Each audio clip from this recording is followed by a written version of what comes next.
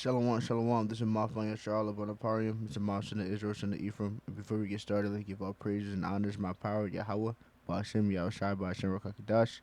Shalom to Maki Makwa from the biome that's tuned to this video. That's peace to the brothers, sisters, and children that's tuned to this video. Shalom. You see that we were a couple days removed from this event. Where a lot of Israelites are celebrating. Which is Juneteenth, commemorates June 19th, 1865, the day Union troops arrived in Galveston, Texas, to announce that the Civil War had ended and the enslaved were finally free. The historic day came more than 2.5 years after the Emancipation Proclamation was issued, making it powerful symbol to make powerful symbolic into slavery in the United States. So you see a lot of these people are let's start with this actually. See a lot of these people are celebrating that stuff like, yeah, we're free, man. We're free. Thank God that we're free. Yada yada woody woo. The book of Hosea. Actually, before we start that, I wanna say they're not. We're still in our captivity, and it's crazy that it got to the point that these own people have put their own people in captivity. That's how wicked these people are. But now let's start. The book of Hosea, chapter 4, verse 6. My people are destroyed for lacking knowledge, because thou hast rejected knowledge. I will also reject thee, and thou shalt be no priest to me, seeing thou hast forgotten the law of thy power, and I will also forget thy children. That's the issue right here. Our people are destroyed for lack of knowledge. That's why our people not in truth. They don't understand who the Lord is and who they really are in their heritage. But this really tells right here is they're destroyed for lack of knowledge, because if they knew that we were truly in captivity, because we're subject to payments. How these people got this joke on them. Every time we need something, we got to go to our oppressor to get it. If they had understanding of that, they wouldn't be fucking partying and drinking and hooting and hollering for this day, because it's nothing to celebrate. It's nothing to celebrate. It's the book of Ecclesiasticus, chapter 12, verse 10. Never trust thine enemy, for like iron rusteth, so is his wickedness. These people, you think these people are really going to give you a holiday? No. They think, it's funny, half of them say it's not a real holiday. And then the other half that gave it to you, they know what they're doing. It's like a loan in the heart. Another precept says, you give a man a gift, and you see what kind of heart what his heart is, right? He's trying to give you a gift, trying to keep you guys low and sleep, because you guys think that we're making progress. We're not. I mean, slacking our process, progress. But we're not making progress. We are still in captivity. There's nothing to celebrate about, man, at all. At all. But people are just so gone that they can't see it. It's a damn shame. The book of Deuteronomy, chapter 28, verse 68. And Yahweh shall bring thee into Egypt again with ships. By the way thereof I spake unto thee. Now, precept says Babylon is, spiritually Sodom and Gomorrah, right? And Egypt is the house of bondage. So they're saying this is obviously the reason why we were brought over here. We were brought in ships, enslaved. All the 12 tribes. At different times we were brought over here, and then sold into the Caribbeans or the mainland. Thou shalt see it no more again. There ye shall sold unto your enemies for bondmen and by woman. No man shall save you. And this is what I really want right here. No man shall buy you, Shlaki. That no man shall buy you means no man shall save you. So going into the fact when we had the MLKs, we had that Malcolm X's, we had the Nat Turners, and plenty more. Nothing can save you. So that even goes into the point what we just read earlier with the commemorating, with the celebrating. That's not really true. Nothing can save you. That didn't happen that way. You didn't get saved from. You didn't get freed from your captivity. You're still in captivity, man. There's nothing that's going to save you but Yahweh, Yahweh Shai. Only one that's really going to save you is Yahweh Shai. Yahweh Shai going to come back. But Yahweh Shai.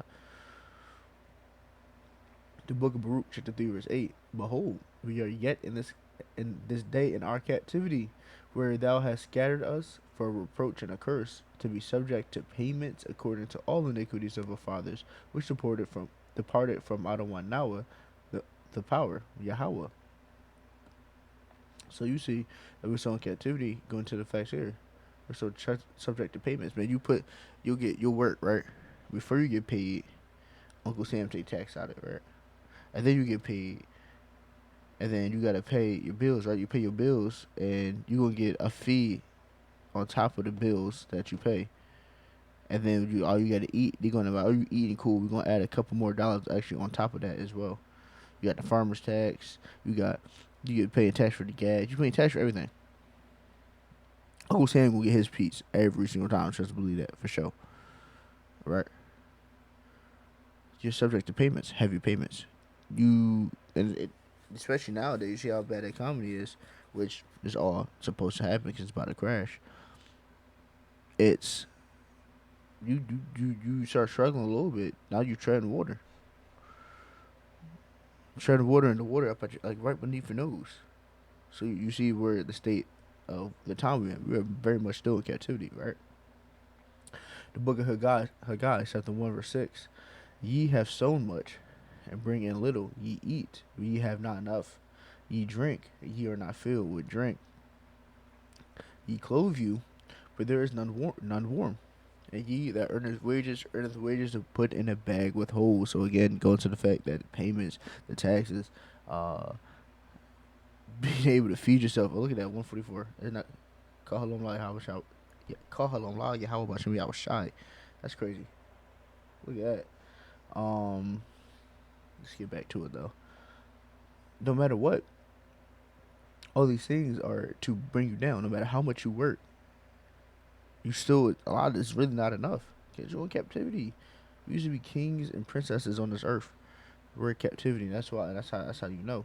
The book is Zechariah, chapter 11, verse 5. Who's possessed to slay them and hold them not themselves not guilty, and they sell them, say, blessed be Ha'adam Yahweh, fire and rich, and their own shepherds pity them not. So you see this. These people out here was just partying a couple days ago, and I'm pretty sure like it was like 3 different killings of young black kids just last week, and these people out here going and partying, talking about how they free. That don't seem like you free. And you don't feel me. And the people that kill these kids and other jakes, they're not. They're nothing's gonna happen to them. But our people out here partying because they in quotation marks free. Come on, man. This shit don't make no sense.